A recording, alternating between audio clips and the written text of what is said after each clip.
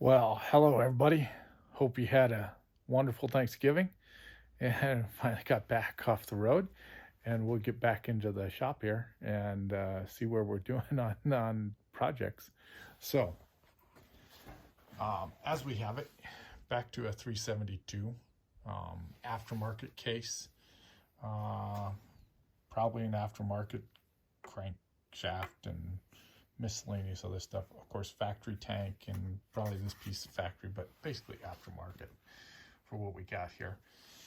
But anyways, this was going to be also another case I was going to put together. This is going to have the golf ball-ish style piston that modifying to see if this will work. And then of course, I beveled the edges. So starting out with this Warhawk, yeah, it was rough. And let me show you, if you've seen some of the other videos, here's the up close look of this one. So very cheap. This was on sale. I think I picked it up on sale for like 20 bucks, right? So I picked up 2 of them. But anyways, I did my line marking in here, and this is before doing any grinding, anything like that. And you can kind of see in there what it's like. You know, those transfers were actually terribly small.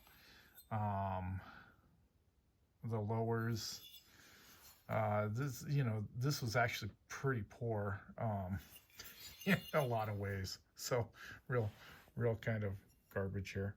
You can kind of see the edge of the intake is very rough, right? It's not too bad on hash marks, you know, the things.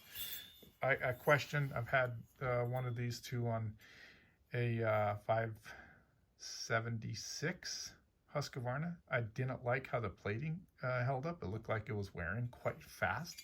So I don't recommend actually buying these. And so this is just experimenting, right? And so what I'm going to do, I bought 2 of these. So I was going to put 2 identical ones together. Also, they're the single ring piston here. This is before modifying it. And I'll leave this one standard top is what I was going to do. I was going to just do it stock numbers and see how it was going to run, but looking at it further and further, I just could not do that. So as you can kind of see, those are the 2 differences that we have here. Stock numbers for these cylinders and pistons, they both were the same. They had squish, no base gasket at 29 thousandths.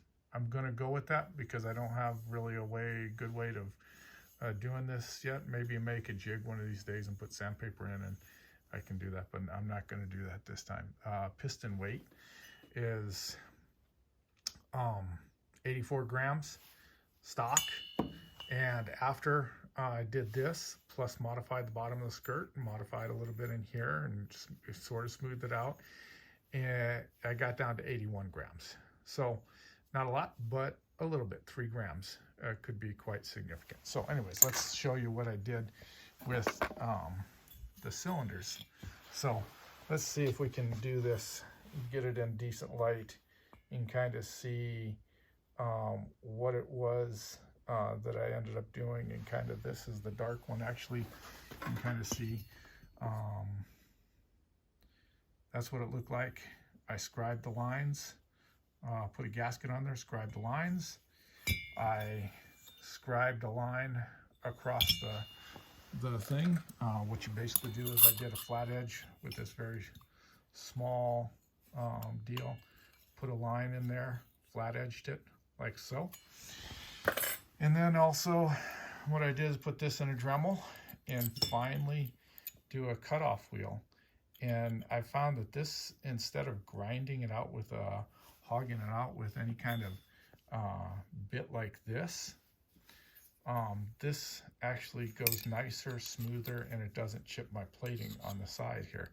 So I come in here, I gently edge it up so I don't nick this side, and I go through here and I cut it off, and then I basically come down here, and you kind of see the lines here. I come down words and kind of cut that out. So that's kind of what I do, have developed on my my liking. So I'll take this skirt down. What I'll do is I'll match the port work on these from what I did here. And then what I'll have the difference for my control for the pistons is to see if the golf ball piston is going to actually provide any difference over this piston, the flat top. And so that's kind of what I'm thinking going through here. So as you can kind of see if I can actually get these up in an angle that you can kind of see at in here. So you can kind of see what I did with some flowing and work there. So it looks like kind of dramatic and huge, which is probably not. I did have to move stock numbers. Exhaust was 104.5 timed out at on this one. And so you can kind of see in here how it looks in there. A little bit wider. And then I had to go up. And so this one is now sitting at 101. I was able to get this one at 101 with my work and doing it in here. You can kind of see where I have the lines of the sides. So I have some still room to go with in here. And you can kind of see how it works in there. And then I described the lines, and so the transfers are 128 unported. I got the transfers in this one with a combination of modifying the piston as well as raising up in here. And you know, these are always a pain in the butt, but I was able to raise them, increase the size a little bit. Yeah, I did get some blockage, but guess what? It's on the side where it's not gonna matter because it's got openings there, so it doesn't, the plating isn't much, and it's just skirted across to make some lines. So I was able to do a combination of piston modifying to get it to 120. Intake, you can kind of see I gave it a little bit of starting to pronate some ears in here, or however you want to look at it. If you want to look at it this way, there you can kind of see some of the ears in there, and then had to go down quite a bit. It was 69 before porting, 69 on this, and then I was able to get it to 78, which I wanted, and that was about it. So kind of see in there, I did increase it a little bit, not really the outside here, but the inside. That's what kind of noticed by dropping the floor enough and then giving it some ears, and then that not compromising anything. So that's kind of what I was looking at doing here. And then as you can kind of see, let me try to do this while I'm filming, and see if I can't get my my piston on, and then throw the cylinder on. And what I'm doing here is get back here, and then I'll show you what that does. Modifying the piston also can do. And yeah, almost there. There we are. And then by throwing this cylinder on, yep, I'm still the turd bench. So as you can kind of see, so got that in there. See if I can get a light on here and show you what if I can get some light into this hole, what it will look like, and see if I can't get this camera angle in here. This is gonna be, I might not be able to do this. So let's see if I can get in there. Oh, look at that. I might be able to. You might get sideways, but anyways, it kind of looks from here at this angle that the piston doesn't go all the way to the bottom. By putting the angle in there, it does actually make it. And so you have full port opening in there. Let's see if I can get it this way. So, oh, there you go. You can kind of just see in there. I have full port opening now by putting that bevel on the piston. And that's kind of what I was striving for, as well as to get my numbers that I wanted to. And let's see if I can get the light to stay up there.